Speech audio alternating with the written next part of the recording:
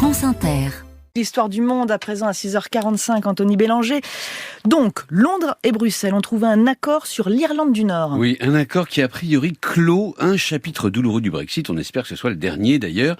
La version précédente, souvenez-vous de ce qu'on a appelé le protocole nord-irlandais, avait été rejeté par Boris Johnson, qui pourtant l'avait lui-même signé et fait approuver par le Parlement britannique. Alors, que prévoyait l'ancien texte ? Il prévoyait que toutes les marchandises venant de Grande-Bretagne soient contrôlées dans les ports nord-irlandais. La règle s'appliquait tant aux biens qui continuaient leur chemin vers la République d'Irlande qu'à ceux qui demeuraient en Irlande du Nord. Un immense embouteillage, en somme, surtout pour les unionistes nord-irlandais qui refusent toute division, même symbolique, avec le Royaume-Uni. C'était insupportable pour une partie des conservateurs londoniens aussi. Allez, on y vient. Que contient le nouvel accord ?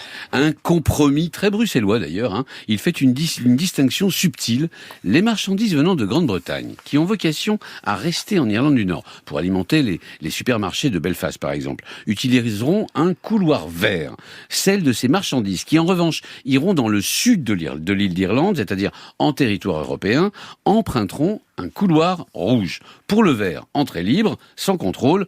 Pour le couloir rouge, en revanche, douanier et paperasse. En clair, cet accord permet à l'immense majorité des produits d'entrer librement en Irlande du Nord. Surtout, il permet à Rishi Sunak de se tirer avec une certaine élégance d'ailleurs d'une magnifique boîte à claques. Même les États-Unis s'en étaient mêlés, craignant de voir les troubles nord-irlandais reprendre. Quant à l'Union européenne, elle voulait sortir de ce tête-à-tête entêtant avec les Britanniques. La solution trouvée est tout à fait acceptable puisqu'elle conserve l'idée d'une frontière, même légère, entre Londres et Belfast, tout en passant à autre chose. Donc c'est vraiment une victoire pour Rishi Sunak ? Oui, et pour plusieurs raisons de politique intérieure d'ailleurs. La première évidente est que cet accord sera approuvé sans aucun problème par le Parlement britannique, puisque l'opposition britannique a déjà fait savoir qu'elle votera pour. La deuxième raison est qu'il apparaît, Rishi Sunak, comme un pacificateur, alors que Boris Johnson, lui, était un fauteur de troubles. L'ancien Premier ministre a d'ailleurs tout de suite vu le danger en menaçant, à mots couverts, d'une énième révolte au sein du Parti conservateur.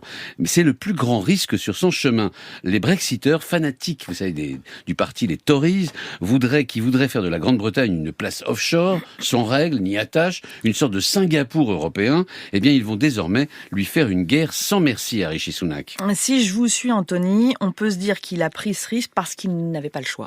Et oui, parce qu'il a besoin de cette guerre pour densifier son personnage politique, un peu falot, un peu gendre idéal, issu des grandes universités britanniques, riche sans effort, et si éloigné du quotidien des Britanniques.